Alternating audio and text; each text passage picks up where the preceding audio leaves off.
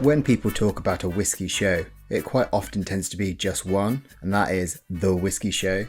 Like, that is what it's called, and it's hosted in London every year. So I've literally just come back from my first time visiting it, and I'm going to be talking with you about my experience and if it is worth you going to in the future. And with that, welcome back to Jeff Whiskey, the whiskey reviewer slapping bottles in a shirt and shades. And if this sounds good, slap subscribe. But for now, let's crack on. Jeff Whiskey. So yes, I came back from the Whisky Show late last night, early this morning, and wanted to sit down and recount the drams, the people, and if it is worth the ticket price. And before the commenters say, yes, I know I'm wearing a hat, I've been at a garden centre all day, like full-on tired dad mode, and I dare not take it off. Are you Night of the Living Dead under there? Maybe at the end. So my experience of the 2024 London Whisky Show was a fleeting one, where I only went to the Friday session and travelled up and down in the same day. However, I really feel like I got a good flavour of the chaos that is that show. I only worked out that I was going on Wednesday, where a mate's mate dropped out and there was a golden ticket going spare. Then a couple of days later I was at the show on Friday, and here I am, Saturday, filming this. Hopefully I can edit this one pretty rapidly to the same usual substandard, so it can be a fresh recap on the 2024 show, as well as try cash in while it's relevant. I just have no shame anymore. I'll include timestamps below so you can jump around to what you want to know, but starting on my journey, early doors, long old train up from the rural countryside. It was a rush leaving, so I didn't have any time to grab any breakfast or any food before I left, so I was really grateful to grab like a huge beast burger before I got to the show, just to try help with the alcohol consumption. I feel like this is a show where you could quite easily get messy. From chatting with folk, there was two stories about some people being a bit too drunk, one throwing up in a bin and the other stumbling down the stairs. Saying that, all the security were like super helpful, kind, up for a laugh, and the show itself was just pretty slick. I didn't see any trouble or anything. So once I met up with a crew who let me tag along with them, popped to a couple pubs, and then went to the London Bridge Whisky Exchange shop. And from mooching the shelves, we spotted both a Springbank 10 and 2 bottles of the Wee Brune Electric Coup. One chap grabbed the Springer, the other the Wee Brune Electric Coup, and while I was tempted to grab a second one, I am lucky with one, so I hope the one that was left on the shelf has been enjoyed by someone else. I want to be benevolent and fair with my subjects. Well, there, got chatting to Henry Pine the Till, awesome, passionate whiskey dude. And this was by far the best experience I've had in a Whisky Exchange shop. We talked about the latest Lochlea, and he let us try some amazing samples. First was the latest hype Japanese brand, following their launch the night before or something. And I'm gonna butcher this. Is it Kanosuke? I'll put an image up. That was just stunning. Super creamy, light, floral, fragrant. Just, yeah, a brilliant start to a whiskey day. And that was followed by an Ardnamurcan single cask, which was bottled exclusively for the Whisky Exchange, and that had a punch at near 60% ABV. So with starting strong, we headed over to Old Billingsgate, joined the queue which snaked 5 or 6 times out the front of the building and then around the corner. We got there about 10 to 4. The gates opened up at 4, and I think it only took about 20 minutes to get inside. So as you walk in, you grab your glass, they give you a map, a little carton of water and a pack of crackers, and you just kind of like walk into the thick of it.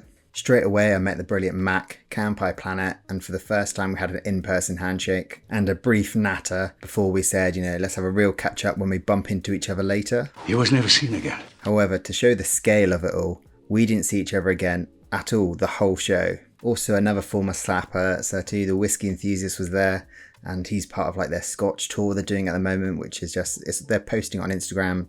It looks amazing. And also the Uncut and Unchill Filtered crew were filming content for the show, and it was just like awesome meeting so many folk who I've kind of only known as a username and a profile picture. Real books about real people concerning real things that happen. So while I felt the Glasgow Whisky Festival was more a community and focus on whisky folk all coming together to chat, sip some more, while this show was all about the whiskey. So with having big Irish whiskey fans in the group I was tagging along with, first headed straight to a very busy Redbreast stand. I just kind of joined into what they're pouring at the time, put my glass out and managed to jump in relatively quickly and that was a Redbreast 21. Overall, it was nice, but for me it felt a little thin, pretty oaky. There was like a little bit of spice and the classic tropical fruits, but it did feel quite underwhelming. They were also pouring the 27, which everyone in the group who tried it enjoyed a lot more, and I've tried that in the past from a sample from Whiskey Shorts, which was, in my head, it's definitely a lot better. Either way, I slipped away from the pretty bustling crowd to the much quieter Aber Falls stand behind it. So I really love their inaugural release, and the watered down replacement, which is only like 20 quid in the UK supermarkets. It's okay, it's pretty good, but I just want to really love this distillery, and the bottle that caught my eye was the 6-year-old Oloroso single cask edition. Sadly, none of those fruits I was hoping for turned up. Instead, it was just really dry, oaky, maybe a bit gingery. I think I remember at the time I thought, yeah, this is like burnt cornflakes. For this one, I didn't even finish the dram. In like full transparency, I didn't finish all of them as it would have just been too much and my taste buds would have just been completely destroyed. The festival had loads of like spittoons and dumping areas where you can pour away the dregs, which is an awesome move. It's a great way to stop people getting too smashed while helping folk who are stuck with a dram they're not enjoying get rid of it and move on to the next one. Next, Legia and myself hit the compass box stand. The dude behind it was awesome, and he indulged my designer questions as we sipped on their new crimson casks. A solid whiskey, and they were discussing how this is pretty much a mash of the flavour profile for the discontinued Spice Tree and Story of the Spaniard. Neither of them were really my jam anyway, but this one came together quite well. The whole slick redesign of the whole set is more just creating a uniform look and design across the range, and they have really done it well. They also gave us some t-shirts and pins, so if you're after whiskey merch, this is the show to go to. And then also at the back there was an awesome live painting with the show's theme of We Are Whiskey. I don't know how the painter managed it with all the folk kind of walking right next to it and behind it, but still was really cool to see. Then finally, I got one of the bottles on the list I wanted to hit. So on the screen I'll try to put a rough list of what I made. I knew I wasn't going to get all 33, and the highlighted 7 I felt was a stretch too. So at the Holyrood stand, this Embra was awesome. At this point, definitely my favourite dram. It was both light and approachable and yet so full of flavour. I didn't know it was peated before I sipped it and enjoyed some soft, almost like Highland Park heathery smoke. But it was so soft and integrated it could have easily been brushed away as being fully unpeated. So they only had a small stand and that was pretty full, and then you also had overlap from Glengoyne and Ardnamurchan either side. So sadly I didn't get much chance to ask questions, which is a bit of a theme for this show. Then to surprisingly possibly the busiest table at the whole show, and I will say I didn't even look at Macallan. In fact, I don't think I even made it to that corner. But Decadent Drinks, the stall was always busy. Here I tried the second on my hit wish list, a wonderful meaty wildcard, a Westy Sponge 29-year-old Ledaig distilled at Tobermory in 1995. Didn't know anything about it bar the name, and was surprised at the stand to be told it's fully unpeated, and this was released at the time where the lines between Tobermory and Ledaig were just blurred. It was just brilliantly clean, yet still meaty, sherried and just salty, and this really was just a wonderful dram to sit on and kind of take stock of the surroundings. After a few more whiskey chats, we headed upstairs where I went to one of my new favourites, Lochlea. Had a brilliant in-depth chat with Dave for quite a while, so thanks for your time. And it was just exciting hearing about the future plans. So with the seasonal ranges coming to an end, a more robust structured core range coming in and bringing in more age dated product, having a really unique, fully in-house project plan, I'm super excited for more of this distillery. Our barley is banging. The third harvest is my dram of the summer, currently what I'm sipping on now, because I've not had enough whiskey this weekend, and I have the cast strength on many price watches, and at the festival enjoyed the softer Sowing edition, which is 100% ex-bourbon barrels and just really good. Followed by a case of almost elbowing into the Thompson Bros stand, which was just far too small for the amount of folk wanting to try. While it was the pink Two Cats Sutherland blend I really wanted to try, it was just a case of just kind of jump in and join in what the person is pouring and try listening. That dram ended up being the Disco Cat, the 1986 Blendon Thompson Bro bottle that's been released and I think fully sold out. And full honesty, myself and my mate were just both underwhelmed by it. From the TB 6-year-old, the SRV5, and that brilliant Tesco bottle, Thompson Bros had just smashed it. But this one didn't quite hold up to the expectations. I looked into it a bit more on the train journey home, and the 38-year-old whiskey just felt flat and didn't match the £120 price tag. Though with that age, you can't argue it's still good value, and maybe it was just a case of taste bud fatigue. Either way, the label is dope. Did I say dope? Far too old to say dope now. How do you do, fellow kids?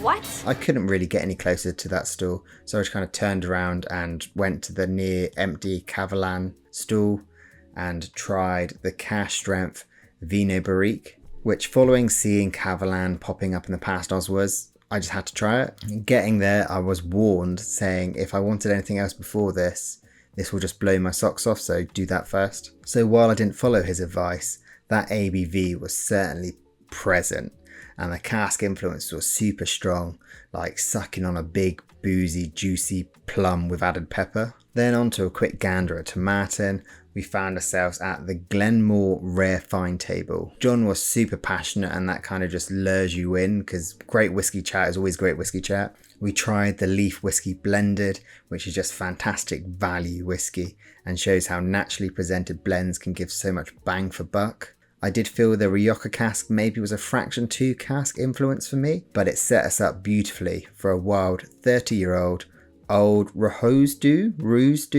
Still can't pronounce anything, but it's a discontinued brand produced from Lochlea, which was just giving so much like mangoes, peaches, citrus, and had this wonderful funky note, which I can only describe as like wild mushroomy. A banger of a whiskey, and I felt there wasn't much room for more. I knew that was a bad joke even before I said it. But here, talking about the joy of whiskey, I did remember I should be trying to make a bit of content here too. You know, be an actual whiskey tuber, not someone who's just like staring wide-eyed at all the beautiful shiny bottles. So after convincing him it won't be appearing on the dark web, he gave it a mighty bottle slap, which kicked off the spank train. However you like. What makes you feel good? So moving swiftly on, went to the White Peak stand where we tried the Wireworks, and there was 2 recognisable faces from the CEOs behind the stand. Here I tried the Bourbon Barrel release, which is currently having a little momentum of love of Whiskey Tube, and they are not wrong at all. This ever so lightly peated just had a flood of flavour, all coming from a maturation in just ex-bourbon Heaven Hill casks. From powdered sugar to burnt gummy bears, lemon and lime chocolates, and just more. This possibly was the bottle where it just blew my palate away with flavour. So of course a bottle slap was needed. And then literally just taking a single step to the side, it was to the next stand, a brilliant brand that is Douglas Lane. Douglas Laing? I'm sure I made such a fool of myself at this show. So I am planning a video where I'll go through their regional malts range, as I think that is the best gift set for anyone getting into whiskey. But here we tried the solid, sweet and warming winter edition Scallywag, followed by a 13-year-old Old Particular. I think it was a Bal Blair. The photo will tell me, I should have remembered, and it was finished in a red wine cask. While the bottle looked like something left over at a murder scene, it was damn good, very juicy and sweet. But then to what I found most interesting was their Strathern single malt release, a super cool Acorn themed dram, one that I didn't know nothing about. It was super nutty, like glazed pecans, really mouth coating and no hint of that ethanol even at 50%. It had a really long biscuity finish which just held on so well, and considering at this point I was near like 10 drams or more deep, it's just stayed strong. I really did want that leaf serving tray, but was more than pleased in my big peach shades and MAC. I should have probably worn them for this. They're somewhere in my bag still. But of course, for the slap hat trick, a gentle whack from Douglas Lane Choi. He was just a brilliant whiskey enthusiast and just sold this as one of the best stands of the show. And then I made a quick solo dash to Kingsbarn. I've talked about Dream to Dram to death, so much I needed to do some further exploration. Unfortunately, there was only one person on the stand who was having a mighty grilling from a fellow whiskey nerd, which is all part of the fun, but sadly I wasn't able to chat, but had a pour of the Bell Rock to go. Also, they had shortbread at their stand. Great touch. So the Bell Rock, now I love Dream to Dram. I really enjoyed Ducat, but this just wasn't for me. It had that wonderful Kingsbarn strawberry notes that I love, but apart from that, it all felt a little maybe jumbled, a bit too messy, and the flavours incoherent. You even like jazz? Now, I'm not going to hold it against it, as maybe it was just from a great dram come down, but as I overlooked the downstairs with this dram in hand, it didn't quite reach my expectations. My admiring of the waves of people downstairs, it was swiftly interrupted from Jake, the whiskey baron, bellowing me to come on down. So from quickly scanning the rest of the top floor, I headed down for a quick little catch up before they headed off to the film at the Dalmore stand. Now, while we were near, it was rude not to try at least one. Despite all the online flack, Dalmore still has a soft spot for me. Sadly, it did feel a little like the focus was made for the high rollers, let's say. It took quite a while for this silly shirt wearer to get noticed for a dram. We was then quite quickly poured a 2009 vintage, which in truth I couldn't say a lot about. Was informed that that deep colour was natural, which was great to see, but neither the sherry or the port cask provided the punch I wanted. Even more, the higher ABV was great to see, but at nearly £160 a bottle, still with a plastic stag on the front, it just wasn't going to do it for me.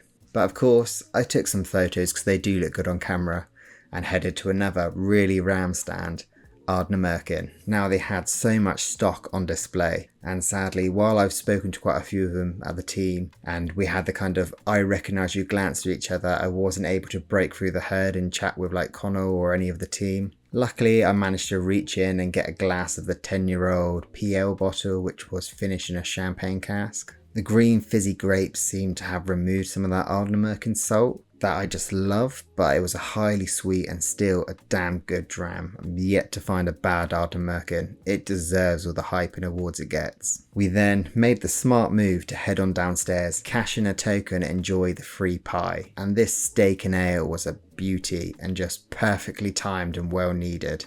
I need to finish my pie.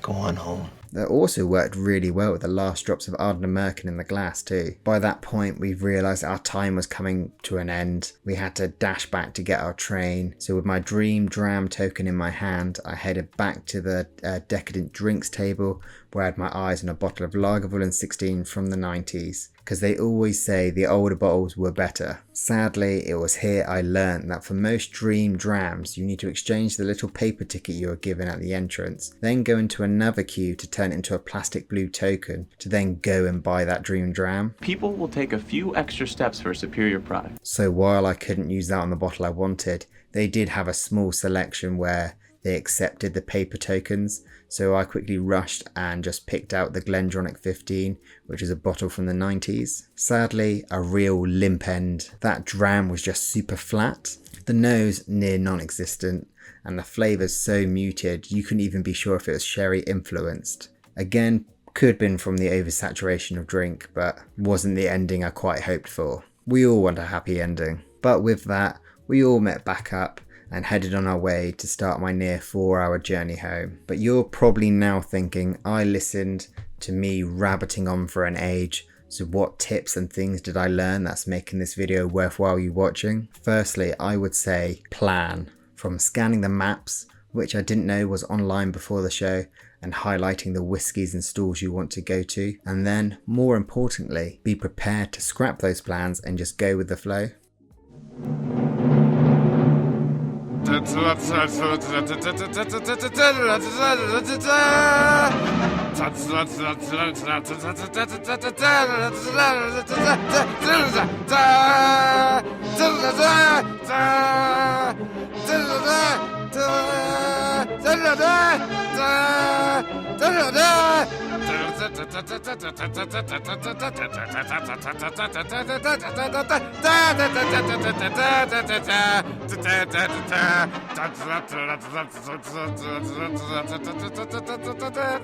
Next, don't be afraid to pour away drams you don't enjoy. Out of the near, 20 drams I had, truthfully I maybe only fully finished down to the last drop, maybe 12 of them. Sacrilege!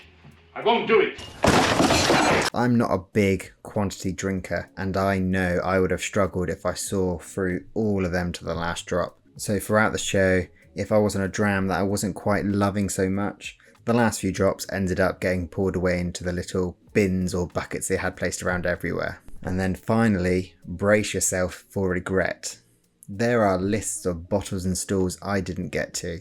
Cotswold had both Rob and Daniel at the stand, and I was never able to break in the crowds and chat to one of my all-time favourite distilleries. I was so desperate to get to the Filey Bay stand for their STR wine cask, but I didn't even spot that stall till we were just leaving. And this was the story for so many stands, especially downstairs. There was Pocono from New Zealand. This would have been the perfect time to try it. Dunfermline had their new make, and there was also the amazing Bimber liquid. So to avoid this, I would say go for a longer day, like the Saturday or the Sunday, and if you can make a weekend of it, all the better. I imagine the full 3 days is such a different experience, which you would just be able to chat away and soak up so much knowledge and not just drams. Also, I would say research your dream drams and work out if you need a token or a paper one. I was so hyped to try the Hibinki 21 with my single token, but again, didn't even see their stall. And be cautious because some are 1 token that you get given free, others were like, there's one that was 15, and most people who I know who paid more to get their dream dram, it didn't live up to the cost, especially when there's so much other great whiskey around. But would I say it comes down to, is it good value? 100% yes. I think the ticket I had was an early bird one as a group ticket, and that was £75, and the experience was just well worth it. You could go and price up the drams and easily make your money there, but the whole show as a whole is just brilliant. Ideally, I would love a weekend, but it's just too pricey for me, and not to mention the cost of accommodation. But Whisky Exchange, if you are listening, I wouldn't say no to a free ticket next year. Come on, they ain't going to be listening to me. Sell yourself. I think then it's good to think, how does this compare to other whiskey shows? So I have been limited and only done the Whiskey Lounge Bristol Festival, which was 2023, and that was great, but I have heard underwhelming reports from this year's one. A much smaller one-room show where you can get around and see every stand and chat to who you want for in maybe a couple of hours. But this was just massively different. You then have the great Glasgow Whisky Festival. It is closer in size, but again, that was a place I didn't get to see every stall. London was bigger, and it had more of a focus on the bigger, flashier brands like the Macallans and Dalmores. Glasgow Whisky Show felt a great connection with the whisky community, where us nerds are gathering around the latest, exciting sub £50 blend, while at the London show, it was a bit more corporate, and in the words I heard someone say next to me, what is the oldest and most expensive whiskey I can have quickly? So would I return? 100% yes again. It was a blast. Ideally, I would like to go on the Saturday and make more of a day and enjoy maybe a masterclass or even some of the talks on the main stage. I didn't even see the main stage, but this was just a brilliant showcase of whiskey and I loved every second. Huge cheers to Legia and his lads that let me tag along. Hope you have found this helpful, at least mildly entertaining. Thank you to the bottle slappers who support this channel and helped me afford this ticket. Let me know if you went to the festival this year and what your thoughts were. And all in all, grateful for you being here, and cheers to the next one. Yeah, that's pretty bad. Nobody messes with the dew!